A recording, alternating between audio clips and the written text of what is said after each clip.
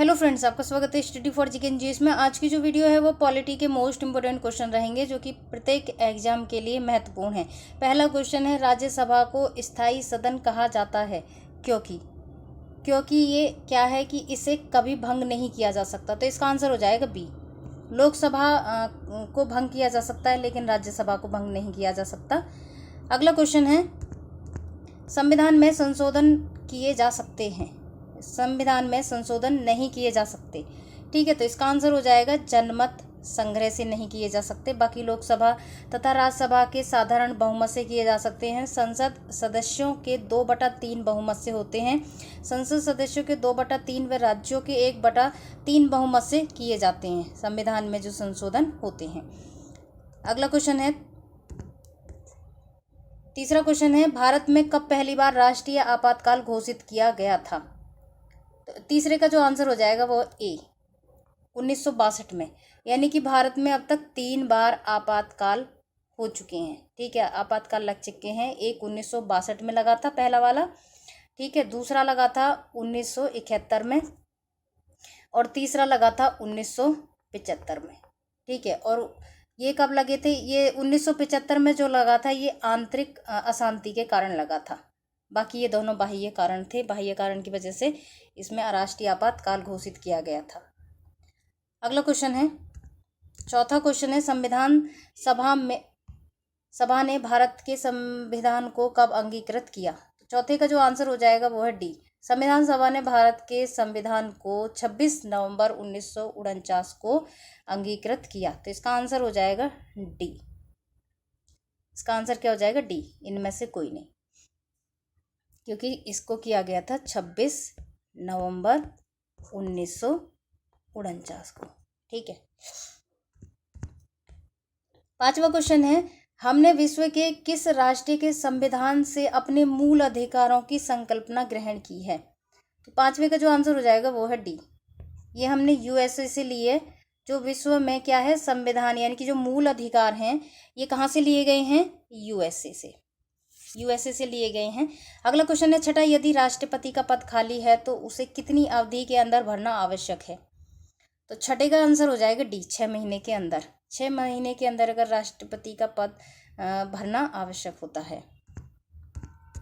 अगला क्वेश्चन है, सातवां, भारतीय संविधान का कौन सा अनुच्छेद जम्मू तथा कश्मीर राज्य को विशेष दर्जा देता है। तो ये क्वेश्चन कोई मतलब नहीं है अभी। ठीक है, वैसे अगर जनरली वैसे ही पूछा जाए तो 370 रहेगा, जो कि पूर्व में माना जाएगा इस क्वेश्चन को। राज्यसभा के सदस्य का कार्यकाल कितना होता है। तो राज्यसभा के जो सदस्य होते हैं उनका कार्यकाल होता है 6 वर्ष का, और लोकसभा के सदस्यों का कार्यकाल कितना होता है? 5 वर्ष का। ये लोकसभा के सदस्यों का होता है, और ये राज्यसभा के सदस्यों का 6 वर्ष का, लोकसभा का 5 वर्ष का। 9वां क्वेश्चन है, निम्नलिखित में से कौन लगातार 2 बार उपराष्ट्रपति निर्वाचित हुए हैं। तो 9वें का जो आंसर हो जाएगा वो है डी, मोहम्मद हामिद अंसारी। ये 2 बार लगातार उपराष्ट्रपति निर्वाचित हुए हैं। अगला क्वेश्चन है 10वां, मंत्रिमंडल पद्धति तथा सामूहिक जिम्मेदारी निम्नलिखित में से किस देश की देन है। तो जो मंत्रिमंडल पद्धति है वो किस देश की देन है। तो 10वें का जो आंसर हो जाएगा वो है डी, ब्रिटेन की देन है मंत्रिमंडल पद्धति और सामूहिक जिम्मेदारी। अगला क्वेश्चन है 11वां, भारत के प्रथम उपराष्ट्रपति कौन थे। तो प्रथम उपराष्ट्रपति जो थे 11वें का आंसर हो जाएगा बी, ये थे doctor S Radhakrishnan. Most important रहेगा ये क्वेश्चन, बहुत ज़्यादा पूछ लिया जाता है। अगला क्वेश्चन है 12वां, राष्ट्रपति के निर्वाचन से संबंधित विवादों का निर्णय किसके द्वारा किया जाता है। तो 12वें का जो आंसर हो जाएगा वो है बी, सर्वोच्च न्यायालय राष्ट्रपति के निर्वाचन से संबंधित विवादों का निर्णय करता है। 13वां क्वेश्चन है, संविधान के अनुच्छेद 368 का संबंध किससे है? तो 368 का जो संबंध है वो है संविधान संशोधन प्रक्रिया से। इसका आंसर हो जाएगा ए। अगला क्वेश्चन है 370वां अनुच्छेद किस राज्य से संबंधित है। 14वें का आंसर आपको पता ही होगा, जम्मू कश्मीर से, लेकिन ये भी पूर्व में आ जाएगा तो इस क्वेश्चन का भी मतलब नहीं है, जो कि 370 वहाँ खत्म कर दी गई है, पूरी तरह से नहीं। 15वां क्वेश्चन है, राष्ट्रपति और उपराष्ट्रपति दोनों पदों की रिक्तता की स्थिति में कौन राष्ट्रपति का पद संभालता है। तो राष्ट्रपति एवं उपराष्ट्रपति अगर दोनों अनुपस्थित होते हैं अपने पद से तो इनकी अनुपस्थिति में जो पद संभालते हैं वो हैं सर्वोच्च न्यायालय का मुख्य न्यायाधीश। इसका आंसर हो जाएगा ए। 16वां क्वेश्चन है, इनमें से कौन मौलिक अधिकार नहीं है? इनमें से कौन सा मौलिक अधिकार नहीं है? 16वें का आंसर हो जाएगा डी, इनमें से कोई नहीं, मौलिक अधिकार नहीं है। अगला क्वेश्चन है 17वां, किसी भी सदन का सदस्य नहीं होते हुए संसद में भाग लेता है। तो 17वें का जो आंसर हो जाएगा ये है ए, महान्यायवादी। महान्यायवादी हैं जो कि किसी भी सदन का सदस्य ना होते हुए भी संसद में भाग ले सकते हैं।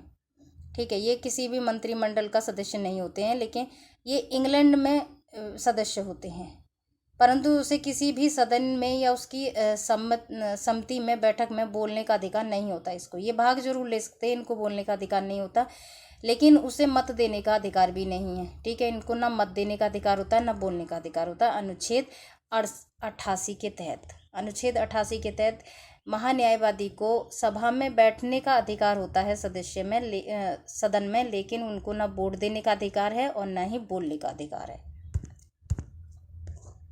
अगला क्वेश्चन है 18वां, कार्यकाल पूर्ण होने से पूर्व भारत के राष्ट्रपति को उनके पद से कौन हटा सकता है? तो 18वें का जो आंसर हो जाएगा वो है डी, संसद द्वारा महाभियोग लगाकर राष्ट्रपति को उनके पद से हटाया जा सकता है, और ये किसों से होता है? 61 के तहत।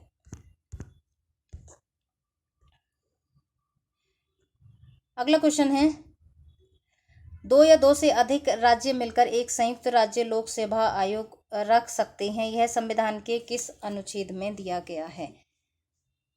तो 19वें का आंसर हो जाएगा, 19वें का आंसर हो जाएगा ए, अनुच्छेद 315 के तहत 2 या 2 से अधिक राज्य मिलकर एक संयुक्त राज्य लोक सेवा आयोग रख सकते हैं। तो ये संविधान 315 के अनुच्छेद में दिया गया है। मोस्ट इम्पोर्टेंट रहेगा ये भी क्वेश्चन। अगला क्वेश्चन है, निम्नलिखित में से कौन शक्ति राष्ट्रपति के प्रशासनिक शक्तियों में शामिल नहीं है? तो राष्ट्रपति की जो प्रशासनिक शक्तियों में जो शामिल नहीं है, 20वें का आंसर हो जाएगा बी, लोकसभा का विघटन नहीं है।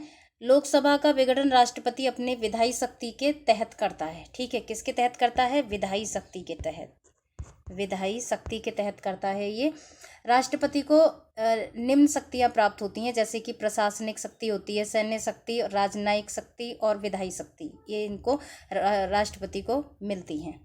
अगला क्वेश्चन है 21वां क्वेश्चन है, भारत के वर्तमान में कौन राष्ट्रपति हैं? तो भारत के जो वर्तमान में राष्ट्रपति हैं वो आपको पता ही है, तो ये हैं द्रौपदी मुर्मू। ठीक है, द्रौपदी मुर्मू याद रखना है। अगला क्वेश्चन है 22वां, न्यायपालिका से कार्यपालिका के पृथक्करण की व्यवस्था किस अनुच्छेद में है? तो इसका आंसर हो जाएगा 22वें का आंसर हो जाएगा सी, अनुच्छेद 50 में। न्यायपालिका से कार्यपालिका को पृथक करने की व्यवस्था अनुच्छेद 50 में दी गई है। 23वां क्वेश्चन है, किस संविधान संशोधन के द्वारा लोकसभा तथा विधानसभा के सदस्य संख्या को 2026 ईस्वी तक अपरिवर्तनीय कर दिया गया है? तो 23वें का जो आंसर हो जाएगा वो है ए, 84वां संशोधन के तहत लोकसभा तथा विधानसभा के सदस्यों की संख्या को 2026 तक अपरिवर्तनीय कर दिया गया है। मोस्ट इंपोर्टेंट रहेगा ये भी क्वेश्चन। 24वां क्वेश्चन है, राज्यपाल विधानसभा में एक तथा विधान परिषद में कुल सदस्य संख्या के कितने सदस्य मनोनीत कर सकता है? तो 24वें का जो आंसर हो जाएगा वो है बी, 24वें का आंसर हो जाएगा बी, 1/6। 24वें का आंसर हो जाएगा बी, 1/6 सदस्यों को मनोनीत कर सकता है। अगला क्वेश्चन है, भारत का राष्ट्रीय फूल कौन सा है? तो जो भारत का राष्ट्रीय फूल है वो है कमल। अगला क्वेश्चन है, निम्नलिखित में से कौन कथन सत्य नहीं है? तो 26वें का जो आंसर हो जाएगा ये है बी, संघ की कार्यपालिका शक्ति प्रधानमंत्री में निहित होती है। ये कथन क्या है? सत्य नहीं है। बाकी प्रधानमंत्री की नियुक्ति राष्ट्रपति करता है, ये भी सही है। प्रधानमंत्री लोकसभा में बहुमत दल का नेता होता है, ये भी सही है। ठीक है, अगला क्वेश्चन है 27वां, राष्ट्रपति किस विधेयक को कितने दिन अपने पास रख सकता है? तो 27वें का जो आंसर हो जाएगा ये है कोई निश्चित समय नहीं है। ठीक है, राष्ट्रपति किसी विधेयक को कितने पास रखता है, इसका कोई निश्चित समय नहीं है। ठीक है। अगला क्वेश्चन है, लोकसभा के कार्यकाल की अवधि कितनी होती है? तो 28वें का जो आंसर हो जाएगा ये है ए, 5 वर्ष। 29वां क्वेश्चन है, भारतीय राष्ट्रीय गान की पूरी धुन को बजाने में कितना समय लगता है? तो इसका आंसर हो जाएगा सी, 52 सेकेंड। 29वें का आंसर क्या हो जाएगा? सी, 52 सेकेंड। अगला क्वेश्चन है 30वां, संविधान के किस उपबंध ने केंद्र सरकार को सेवा कर लगाने और उसकी व्याप्ति बढ़ाने का अधिकार दिया है? तो 30वें का जो आंसर हो जाएगा वो है सी, अनुच्छेद 248 के अंतर्गत अवशिष्ट शक्तियों के तहत। 31वां क्वेश्चन है, निम्नलिखित में से कौन से अनुच्छेद आपातकालीन उपबंधों से संबंधित हैं? तो 31वें का जो आंसर हो जाएगा ये है सी, अनुच्छेद 352, 356, 360। ये किससे संबंधित है? आपातकालीन उपबंधों से संबंधित हैं। 32वां क्वेश्चन है, संसद सदस्यों को देय वेतन और भत्तों का निर्णय किया जाता है? तो ये कि 32वें का जो आंसर हो जाएगा वो है सी, संसद के द्वारा। मोस्ट इम्पोर्टेंट रहेगा ये भी। संसद के दोनों सदनों का सत्रावसान करने का अधिकार किसके पास है? तो 33वें का जो आंसर हो जाएगा ये है ए, राष्ट्रपति के पास। सत्रावसान का अधिकार जो होता है वो राष्ट्रपति के तहत होता है। 34वां क्वेश्चन है, निम्नलिखित भारतीय राज्यों में से त्रिस्तरीय पंचायती राज प्रणाली सबसे पहले किसने अपनाई थी? 34वें का आंसर हो जाएगा सी, राजस्थान में। राजस्थान के जो एक नागौर जिला है वहाँ अपनाई गई थी। ये किसके समय में हुई थी व्यवस्था? ये पंडित जवाहरलाल नेहरू के समय में पंचायती राज व्यवस्था लागू का उद्घाटन किया गया था 2 अक्टूबर 1900 कब की गई थी? 1959 में, ठीक है, 1959 में की गई थी। 35वां क्वेश्चन है, अनुच्छेद 352 के अंतर्गत लागू आपात स्थिति के दौरान निम्नलिखित में से कौन से संवैधानिक उपबंध निलंबित रहते हैं? तो जो आपातकाल की स्थिति में जो उपबंध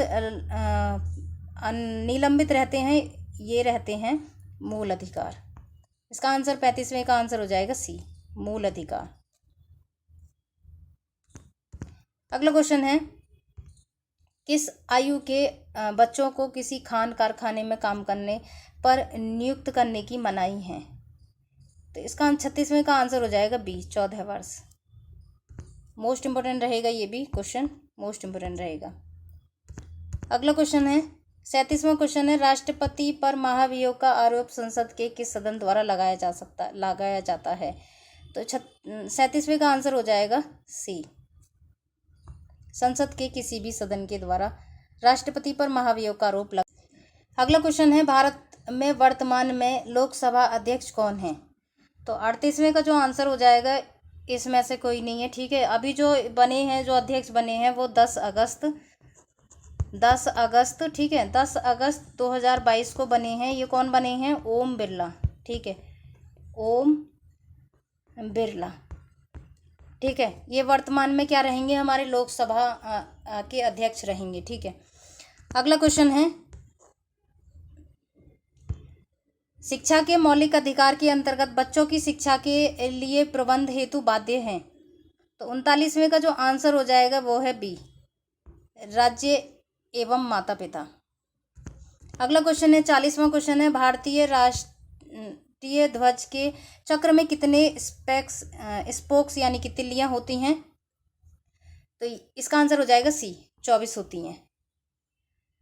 अगला क्वेश्चन है, लोकसभा की सदस्यता के लिए उम्मीदवारों की आयु कम से कम कितनी होनी चाहिए? तो 41वें का जो आंसर हो जाएगा वो है सी, 25 वर्ष होनी चाहिए लोकसभा सदस्य होने के लिए, लोकसभा सदस्य के उम्मीदवार होने के लिए। 42वां क्वेश्चन है, भारतीय रक्षा सेनाओं का सुप्रीम कमांडर कौन होता है? तो इसका आंसर हो जाएगा 42वें का आंसर हो जाएगा बी, राष्ट्रपति। 43वां क्वेश्चन है, संसद की संयुक्त बैठक की अध्यक्षता कौन करता है? तो 43वें का जो आंसर हो जाएगा, 43वें का आंसर हो जाएगा सी, लोकसभा का अध्यक्ष करता है संयुक्त बैठक की अध्यक्षता। 44वां क्वेश्चन है, राज्यसभा की बैठकों की अध्यक्षता इनमें से कौन करता है? तो राज्यसभा की जो बैठकों की अध्यक्षता करता है वो उपराष्ट्रपति करता है, जो कि राज्यसभा का पदेन सभापति भी होता है। अगला क्वेश्चन है 45वां नीति आयोग है एक। नीति आयोग क्या है?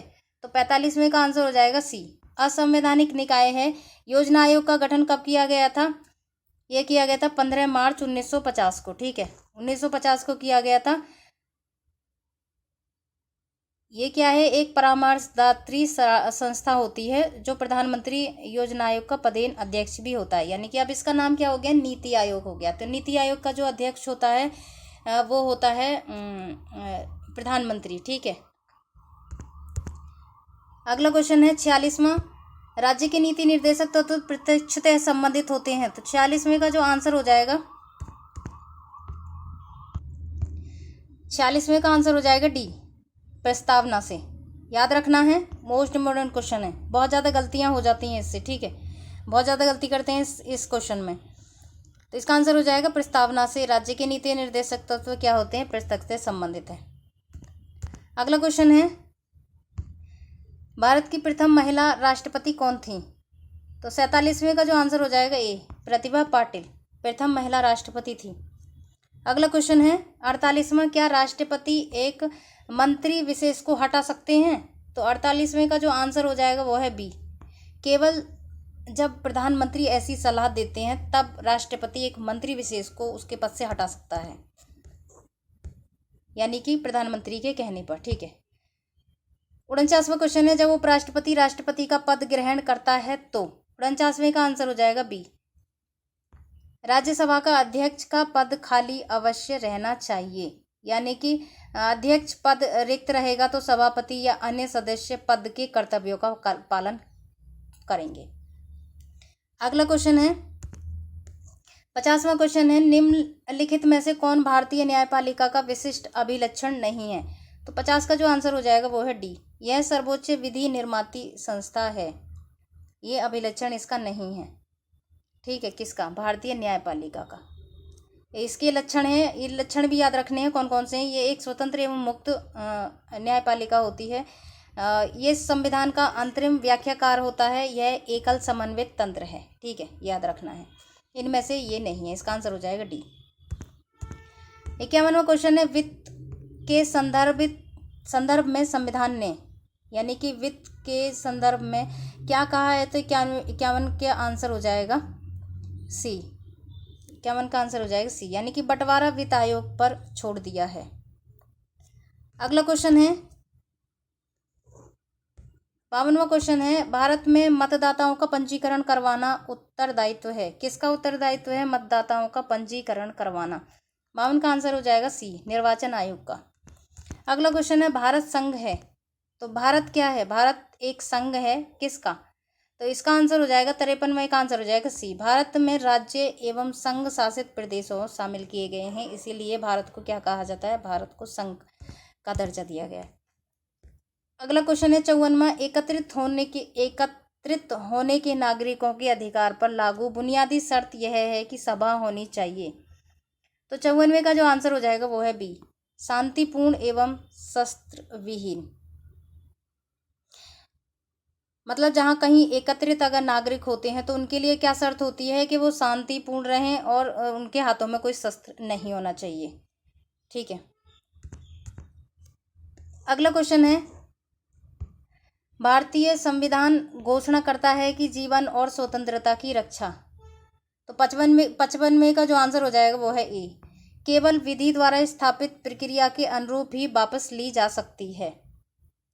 अगला क्वेश्चन है 56वां क्वेश्चन है, भारत में प्रधानमंत्री के कार्यकाल की अवधि कितनी होती है? तो 56वें का आंसर हो जाएगा डी, जब तक प्रधानमंत्री लोकसभा का विश्वास प्राप्त रहता है प्रधानमंत्री को, तब तक वो अपने पद पर बना रहता है। अगला क्वेश्चन है 57वां, यदि महालेखा परीक्षक त्यागपत्र देना चाहता है तो यह त्यागपत्र संबोधित करता है।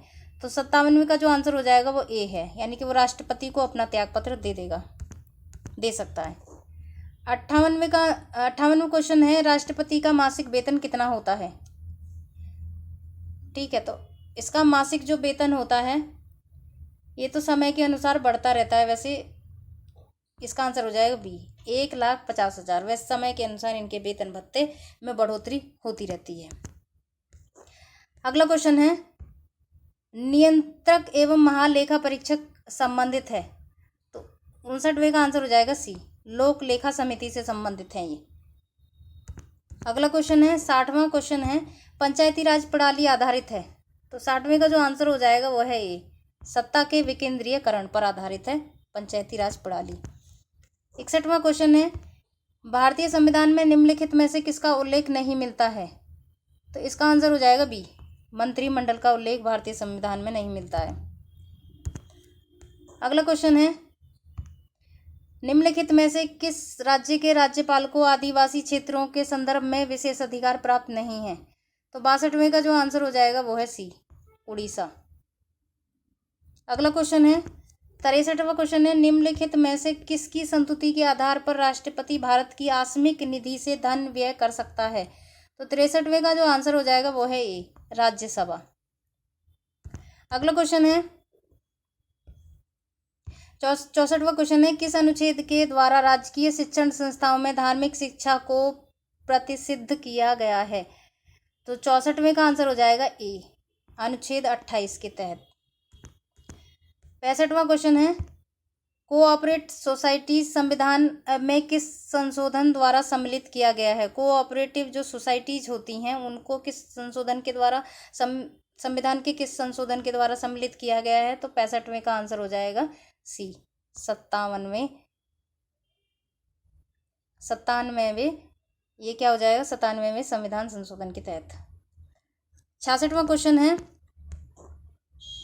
97वें संविधान संशोधन द्वारा संविधान में कौन सा भाग जोड़ा गया है, तो 66वें का आंसर हो जाएगा बी, 9B के तहत, ठीक है, भाग 9B। अगला क्वेश्चन है,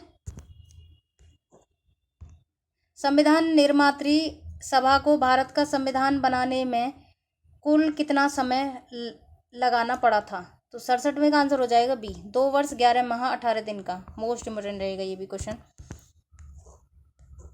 68वां क्वेश्चन है, संसद पर होने वाले खर्चों पर किसका नियंत्रण रहता है, संसद पर जो खर्च होते हैं उस पर किसका नियंत्रण रहता है, तो 68वें का आंसर हो जाएगा डी, नियंत्रक एवं महालेखा परीक्षक। 69वां क्वेश्चन है, गणतंत्र होता है, तो गणतंत्र क्या होता है, इसका आंसर हो जाएगा डी, राज्यसभा जहां पर अध्यक्ष वंशानुगत रूप से ना हो। अगला क्वेश्चन है, 17वां क्वेश्चन है, संसद में आधिकारिक विपक्षी समूह के रूप में मान्यता प्राप्त करने के लिए उसके कितने सदस्य होने चाहिए, तो 70वें का जो आंसर हो जाएगा वो है डी, कुल सदस्य संख्या जो 1/10 भाग होने चाहिए। मोस्ट इंपॉर्टेंट रहेगा ये भी क्वेश्चन। अगला क्वेश्चन है, लोकसभा तथा राज्यसभा की संयुक्त बैठक कब होती है, तो 71वें का आंसर हो जाएगा सी, संसद का सत्र शुरू होने पर होती है। लोकसभा के प्रत्येक आम चुनाव के प्रथम सत्र तथा प्रत्येक वर्ष के प्रथम सत्र के आरंभ में दोनों सदनों की संयुक्त बैठक को राष्ट्रपति द्वारा संबोधित किया जाता है। इस तरह हमारी ये 71 क्वेश्चन यहीं समाप्त होते हैं। ये मोस्ट इंपॉर्टेंट है परीक्षा की दृष्टि से, आप इन्हें अच्छे से तैयार करें, आपको इससे परीक्षा में ज़रूर हेल्प मिलेगी, ठीक है। अगर आपको थोड़ा सा भी मेरी वीडियो अच्छा लगा हो तो प्लीज़ सब्सक्राइब, लाइक, कमेंट करना ना भूलें। Okay, thank you.